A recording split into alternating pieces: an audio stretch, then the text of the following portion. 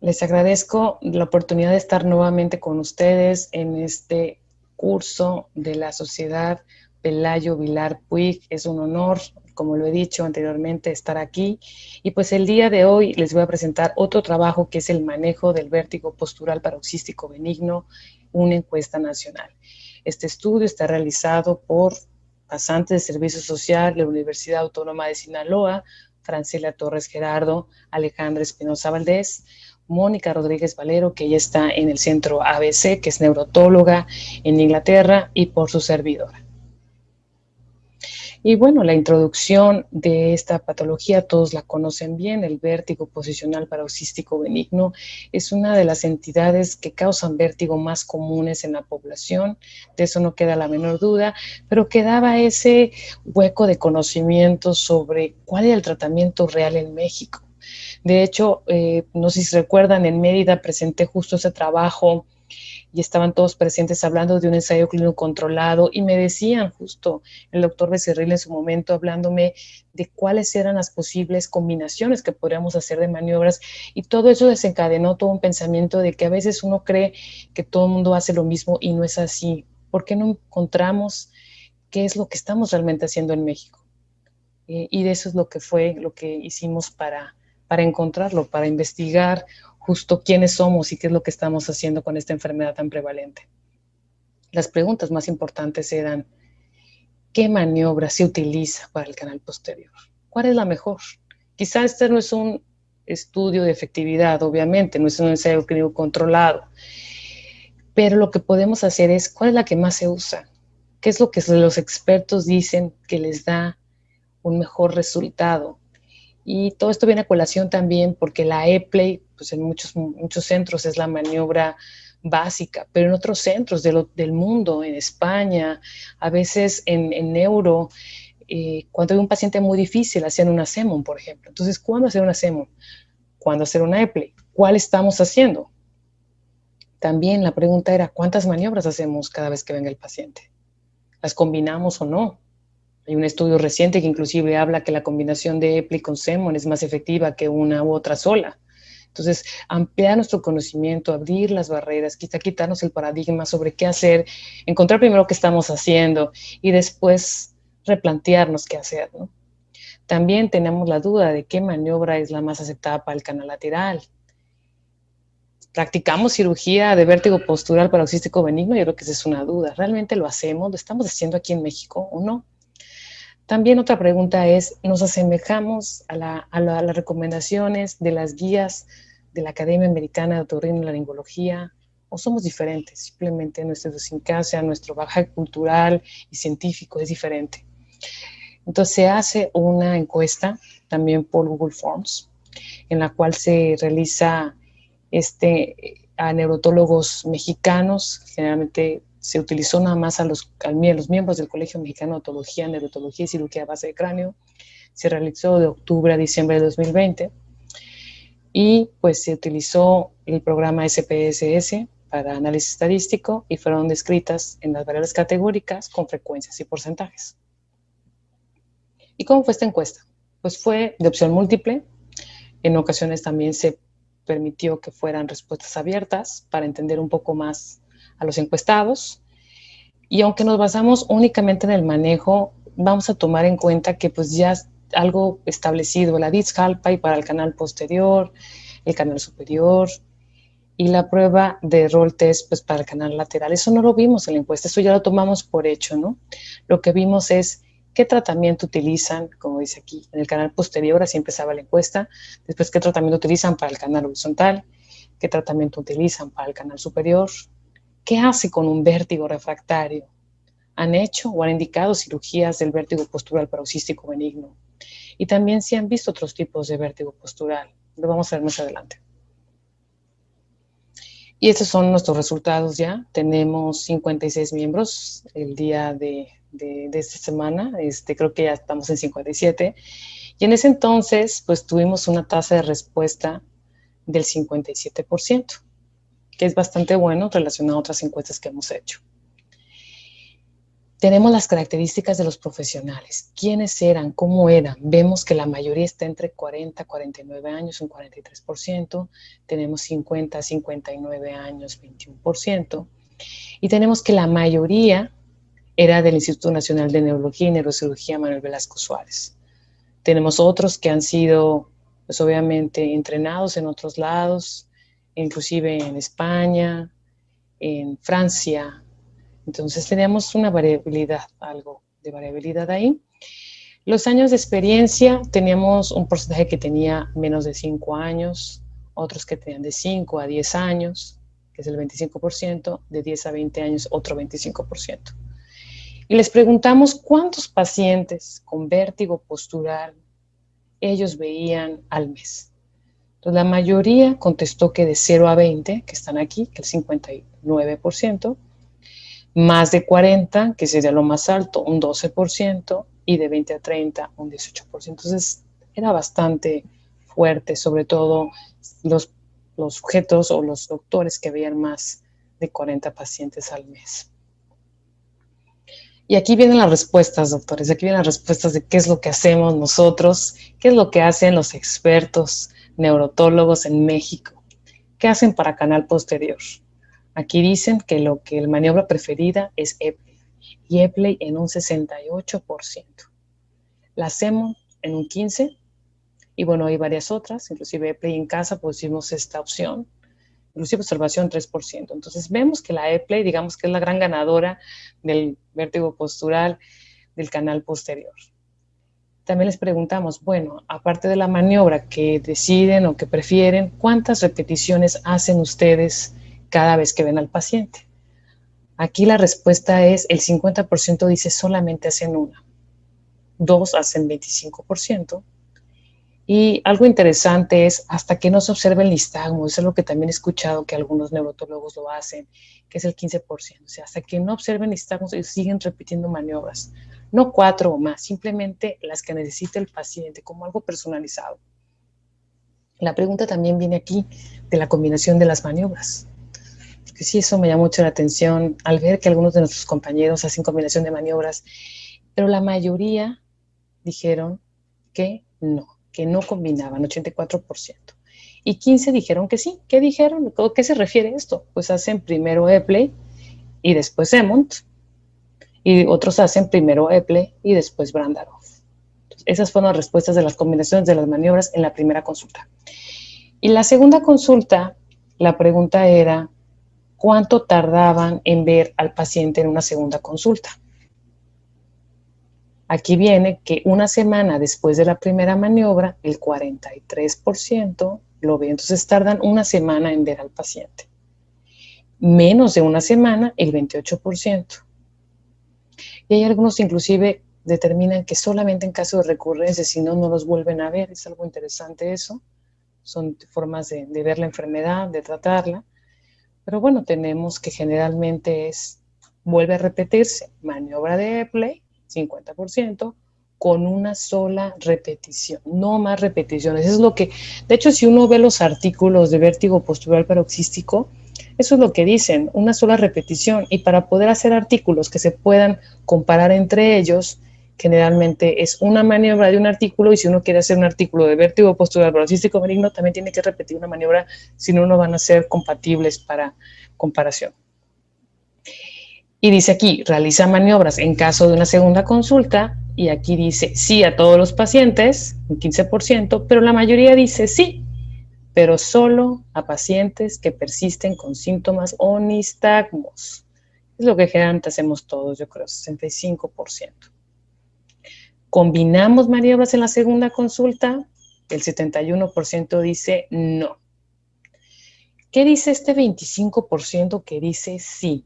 Dice primero Epley y después Emont. Otros dicen primero Epley y después Brandarov. Y un tercero dice primero Emont y después Epley. Entonces es interesante ver esta combinación, no es despreciable, 25% hacen estas combinaciones y quizás, de acuerdo a últimos estudios, quizás estén totalmente en lo cierto. Ahora, las respuestas van a ser relacionadas al vértigo postural de canal horizontal, variedad geotrópica. Tenemos que la más votada, digámoslo así, fue la maniobra de barbecue, 42%, maniobra de GoFundMe, 37%.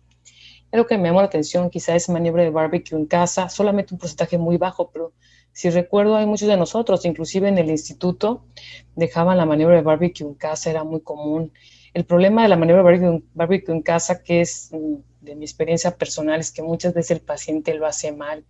Por eso yo he migrado de hacer esto a hacerlo en consultorio. Entonces es algo interesante porque según yo pensé que esto iba a salir más alto, inclusive por la experiencia que tengo en el Instituto Nacional de Neuro. Y bueno, estamos con la maniobra para la variedad apogeotrópica. Tenemos que el más porcentaje fue para GoFundMe y después para maniobra de barbecue. Igual la maniobra de barbecue en casa fue un índice muy bajo, pero también tenemos muchas otras respuestas. Maniobra de Gans, maniobra de Suma y Maya. Entonces, pero obviamente estas dos fueron las predominantes en respuesta. Ahora, ¿cómo tratamos el canal semicircular superior? La respuesta en 45% fue Jacobino. Maniobra de Eple a la inversa, 21%. Maniobra de Eple, 12%. Sé que no es muy común, ¿no?, el canal superior, pero tenemos aquí ya que la gente favorece predominantemente Jacobino. Las repeticiones de las maniobras del canal superior siguen estando en una, creo que se repiten todas las maniobras, que la gente hace una, pero hay un porcentaje que lo hace hasta que no se observe nistagmos. Una, dos, o que no se observe nistagmos. ¿Cuál será el tratamiento farmacológico previo a la maniobra? Pues generalmente la gente contestó que no da tratamiento previo a la maniobra, el 50%. El 43% dijo que solo a pacientes muy sintomáticos. ¿Y qué es lo que dan ellos? Pues que dan difenidol. Vean aquí, 9 doctores dan difenidol, pero va disminuyendo. Otros dan betahistina, otros dan dimedinato, otros dan diazepam, ondansetron, alprazolam, etc., ¿no? Tratamiento ahora farmacológico posterior a la maniobra. No recomiendan generalmente, 46.9%. Me llamó la atención, fíjense, el gran porcentaje que da vitamina D, y de hecho me ha forzado a estar leyendo la literatura, que el 34% da vitamina D. Vean esto, porque realmente pues es una de sus posibles fisiopatologías o etiopatogénesis, ¿no? Otros dan betaicina, otros dan difenidol, dimedinato, ondansetron, piracetam, vitamina A, también alguno que contestó, y diazepam, ¿no? Pero sí me llamó la atención, sobre todo en esto, la vitamina D. Medidas de protección es algo totalmente controversial y esta respuesta nos ayuda a entender mucho lo que estamos haciendo como neurotólogos en México. Aquí la mayoría, 78%, coincidió que es posición semifowler, pero otros, el uso de collarín fue menor. En el instituto, cuando yo estuve ahí haciendo mi residencia, sí usaban el collarín. Aquí vemos que solamente el 37% deja collarín. No acostarse al lado afectado, 34%. Maniobras de Cawthorne, que también son de rehabilitación vestibular, 18%. Inclusive decían por 3 a 4 semanas. Y reposo, el 12.5%. Aquí vemos cómo el dominio semifoller es el gran predominante en un paciente después de una maniobra de reposicionamiento de partículas. El BPP refractario, eso es algo que a algunos nos ha tocado lidiar y es muy complejo, sobre todo en un vértigo postural postraumático. Lo que les digo, son los peores, son los refractarios recurrentes, multicanales. Esos son los más difíciles de todos. Siempre cuando tengo un vértigo postural postraumático hay que tenerle mucha paciencia y entender que va a recurrir y decirle al paciente que es muy factible. En este caso es, ¿qué hacemos cuando hacemos 2 maniobras, 2 citas, 3 citas y vemos que el paciente persiste o que vuelve a dar vértigo postural con evidencia de nistagmos? Obviamente en las maniobras diagnósticas tenemos que el 46% hace una electronistamografía y el 34% hace una resonancia magnética. Me imagino que pensando en un vértigo postural de origen central, ¿no? Los demás son en menor. En menor aquí viene OBEMS, CBEMS, inclusive vitamina D en sangre. Eso está interesante, yo creo que en los últimos congresos ha venido más esta vitamina D, yo creo que hay que replantearnos el pedirla o no. BPP refractario, ¿cuál es el tratamiento que deja la mayoría de los neurotólogos en México? Que hay algunos en este grupo, pues Brandarov, muchos dicen 40.6%, hasta que no se, pues no haya más nistagmo, el paciente se encuentre bien, otros tratamiento farmacológico, otros SEMO cada semana, otros EPLE cada semana, esto también es interesante. Algunos, solamente 3, dicen oclusión del canal, otro dice referir con otro especialista, inclusive 2, rehabilitación vestibular, 2, maniobra en casa, 1. Y me interesaba mucho saber el tratamiento quirúrgico. ¿Realmente lo estamos haciendo? Porque a veces cuando uno hace una clase de vértigo postural paroxístico y habla de esto de oclusión del canal semicircular posterior, habla de GASEC y todo esto, entonces te preguntas, ¿realmente lo haremos? Si en el mundo no lo están haciendo, lo haremos en México. Entonces dicen que aquí las indicaciones vendrían más a una disminución severa de la calidad de vida. Otros comentan que después de un año de terapia sin éxito. Inclusive otros, casi el 20%, dicen nunca consideraría el tratamiento quirúrgico. Y aquí dice, usted ha indicado, realizado tratamiento quirúrgico en pacientes con vértigo postural. Y yo hice esa pregunta así, bien específica. No pregunté inclusive cuántos pacientes he tratado con cirugía, pero yo creo que sí hay que, digamos, aterrizar este conocimiento. ¿Realmente lo ha hecho? El 78% dijeron que no. El 21% dijo que sí. ¿Cuáles son las alternativas que dejaron en las respuestas abiertas estos doctores? Maniobra de Brandarov por meses, otro rehabilitación vestibular, puede ser con ejercicios de Cawthorne. Y una respuesta bien interesante que particularmente me gustó mucho fue la gentamicina tratimpánica. Alguien contestó eso, solamente una persona, y me pareció también una alternativa interesante. Pero el tratamiento quirúrgico, doctores, a veces pensamos que es algo quizá más común, o quizá uno no lo está haciendo, pero quizá los demás sí, y resulta que no. Resulta esta respuesta, yo creo que aterriza mucho las dudas que tenía sobre cuál es la experiencia quirúrgica en México del vértigo postural paroxístico benigno. Otras variedades del vértigo postural, tenemos el multicanal. ¿Cuántos pacientes con multicanal tienen al mes? Pues hay algunos que comentan que menos de un paciente al mes, con 43%. Y otros en menor porcentaje, inclusive más de 4 pacientes al mes de vértigo posicional multicanal, el 6%. ¿Cuántos pacientes pediátricos ves con vértigo postural paroxístico benigno? El clásico, el de nistagmus, la maniobra de Disch-Hallpike o de Roll Test, comentan que quizá de 0 a un paciente al mes, muy pocos, 31. Y el 3.1 ve solamente 2 a 10 pacientes al mes. El vértigo postural subjetivo es algo que ha venido a revolucionar mucho mi práctica. Yo creo mucho en él. De hecho, estamos haciendo investigaciones en el Hospital Civil de Culiacán, Universidad Autónoma de Sinaloa, justo para entender esta enfermedad de la subjetividad. Es decir, subjetivo no significa que nunca haya nistagmus, significa que en el momento de la Disch-Hallpike no hay nistagmus. ¿Sí me explico? O sea, quizá el paciente vaya a su casa o el siguiente y tenga un nistagmus hermoso y bello, pero el problema es que cuando llega a la oficina o llega a la consulta, en ese momento no se diagnostica. ¿Por qué no se puede diagnosticar nistagmus a ese momento? Bueno, puede ser porque esté agotado, quizá tuvo mucho nistagmus todo el día, se estuvo moviendo mucho, y al momento de llegar a la consulta está agotado. La causa más común, digamos, de vértigo postural subjetivo podría ser difenidor o algún tipo de supresor laberíntico, que eso es muy común, que a veces por eso tenemos que preguntar siempre en nuestra consulta si está bajo tratamiento con supresor laberíntico. Y pues otra causa es de vértigo postural subjetivo. A veces yo creo que es mala suerte del paciente que al momento de estar en nuestra consulta no desencadene este nistagmus. A veces me ha pasado mucho, más o menos ya es como una especie de chiste local en mi consulta con los residentes, le hacen una Disch-Hallpike, no observan nistagmus, hacemos una segunda Disch-Hallpike conmigo y observamos nistagmus.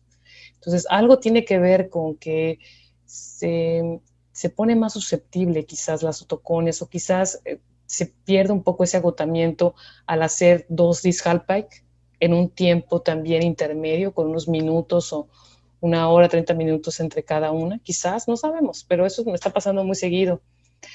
Y bueno, ¿cuántos ven vértigo postural subjetivo? Pues hablamos del 53%. Eso es increíble y eso es hermoso. ¿Por qué? Porque esa gente que tiene vértigo postural subjetivo está teniendo respuestas, y la respuesta es hacer maniobras, reposicionamiento de partículas. Yo creo que, por favor, no tienen saco roto este vértigo postural subjetivo, pero creo que es el futuro en el tratamiento del vértigo postural. Obviamente sin lentes de Frenzel, obviamente sin video NG, estamos hablando del vértigo postural subjetivo únicamente con una discalpa y con visión directa al paciente, ¿no? Obviamente. Tenemos esta diapositiva, me gusta mucho porque hablamos de las similitudes y controversias con lo que ya reporta la Academia Americana de Otorrinolaringología. ¿Qué similitudes tenemos en México con respecto a Estados Unidos? Hacemos una discalpa, y bueno, eso ya lo sabemos, eso es como un hecho. Hacemos una maniobra de Epley para posterior. Hacemos una maniobra de barbecue para el horizontal. Tenemos un uso muy limitado de farmacología, de supresores vestibulares. De hecho, las guías americanas dicen que ellos no pueden pues estar sugiriendo tratamiento quirúrgico porque hay muy poca evidencia, lo cual es cierto. O sea, ellos mismos proponen, de hecho, se acuerdan que en las guías vienen las declaraciones o los statements. Ellos, de hecho, no ponen un statement de eso. Dicen que simplemente no hay evidencia que esté apoyando su uso, lo cual tiene que ver con la muy baja incidencia de cirugía como tal en la encuesta. Las controversias es, seguimos dando restricciones posturales, aunque sabemos que no están avaladas por evidencia científica, pero quizás ayudan a sentir más seguro al paciente, quizás lo hacen que no se esté moviendo, que se esté mareando en la rehabilitación. La gentamicina intratimpánica obviamente no está descrita y no hay evidencia para eso, pero bueno, nos llamó atención que un doctor sí lo comentara. En la Academia Americana dicen que con dar una segunda consulta al mes de la primera maniobra es suficiente. Sin embargo, yo creo que nosotros estamos bien en dar una consulta a la semana, un poco antes de la semana. Yo creo que eso pues le da un seguimiento mucho más rápido al paciente, pero no hay que estresarnos si no los podemos ver en una semana o dos, porque la Academia Americana inclusive no comenta eso, puede ser al mes, inclusive para ver si hay recurrencias o persistencias. Los que tratamos vértigo todo el tiempo sabemos que un paciente con vértigo no espera, que la verdad el grado de estrés, de preocupación, de depresión, de ansiedad es tan alto que ellos sí necesitan quizá la consulta a la semana. Pero bueno, eso es lo que dice la Academia Americana de Otorrinolaringología. Tenemos este algoritmo, la verdad me gustó mucho cómo lo hicieron, como les digo, las alumnas de brigadistas de servicio social. Lo estuvimos pensando en varias semanas sobre cómo proponer este tratamiento, qué es lo que en México se recomienda. Y aquí es básicamente lo que ya les dije, pero resumido: si es superior, jacobino; si es horizontal, geotrópico, primero barbecue, la más favorita, después la Gufoni; si es apogeotrófico, entonces Gufoni, la más favorita, y después barbecue. En el posterior es la de Epley. En el vértigo postural refractario, Brandarov es lo que salió más frecuente. Restricciones de maniobras, bueno, no están tan establecidas. La única establecida de acuerdo a la encuesta es posiciones semifowler. Las demás se podrían hacer, por eso ponemos más menos, como no acostarse del lado afectado, como uso de collarín más menos. Generalmente, ¿qué es lo que se está recomendando en esta encuesta? Consulta en una semana. Y si continúan los síntomas, entonces volvemos a repetir, obviamente con la maniobra diagnóstica indicada en cada caso. Aquí nada más estamos hablando del manejo de esta enfermedad. ¿Cuáles son las conclusiones? Pues básicamente repetimos: si se usa Epley, si se usa solamente una Epley, generalmente no hay combinación de maniobras. Barbecue y Gufoni para la cuestión horizontal, también una maniobra a la semana. Eso es lo que antes está haciendo. El vértigo postural refractario, creo que eso es algo que sí, de verdad, llévense esto de esta ponencia como mensajes que se puedan llevar a casa, como dicen, o a su consulta. Brandarov es muy efectiva para tratar a sus pacientes, pero a veces es difícil hacerlo, porque Brandarov, de acuerdo, pues obviamente a los lineamientos de cuando está descrito, pues son maniobras que se tienen que hacer diario, inclusive media hora, una hora diarias. Yo en lo particular he tenido pacientes que han hecho Brandarov por meses, me ha ido muy bien, terminan, digamos, sintiéndose sin vértigo, pacientes sobre todo con vértigo postraumático, de vértigo posicional paroxístico benigno multicanal. multicanal y recurrente. Sí recomiendo esto y salió en la encuesta que es así, no salió tratamiento quirúrgico. Creo que hay que volver a ver el Brandarov y ver cómo nos está yendo con el Brandarov en estos pacientes, porque es lo que estamos usando la mayoría de los expertos en el vértigo posicional. Tratamiento quirúrgico obviamente no es candidato, al menos no de primera instancia. Y la gentamicina, pues quizá en el futuro se vea un papel. En el nuevo capítulo del Cummings hablan justo de las lesiones vestibulares recurrentes, agudas, y fíjense que decía que tanto la gentamicina como la labirintectomía transmastoidea, como la lesión vestibular, deben de ser opciones en todas las enfermedades de vértigo agudo recurrente. Es algo interesante porque no dicen Menier, dicen vértigo agudo recurrente, independientemente de la causa. Eso es algo que quizá nos cambie completamente nuestro paradigma al pensar en vértigo. Bueno, no es el punto de la encuesta, pero veamos con buenos ojos en este caso el Brandarov, y con investigaciones el tratamiento quirúrgico si realmente se está haciendo. Esperemos publicarlo, esperemos que estos resultados pronto los puedan ver ustedes. Queremos obviamente hacer una revista mexicana, porque finalmente nuestro público es para mexicanos, es lo que hacemos los mexicanos para los mexicanos, y queremos, si podemos hacer o ayudar a entender qué tratamiento prevalece y qué es lo que recomendamos nosotros y cuál es nuestra experiencia, que finalmente es una opinión de expertos, ¿no? Todavía no es un consenso porque no nos sesionamos, no todos estamos sesionando para ver qué pensamos de cada cosa, pero digamos con esta encuesta podemos detectar cuáles son las cosas o cuáles son los lineamientos o las declaraciones, digámoslo así, que estamos siguiendo de la Academia Americana, qué es lo que estamos nosotros haciendo con nuestra experiencia, y pues darlo a ustedes para que ustedes tomen lo mejor de todo esto. Les agradezco su tiempo, les agradezco el haberme tenido en esta presentación, aquí en este curso que me fascina ir, que por muchas cosas a veces no he podido estar con ustedes, pero una vez más aquí estoy de forma virtual y estaré lista para preguntas. Muchas gracias.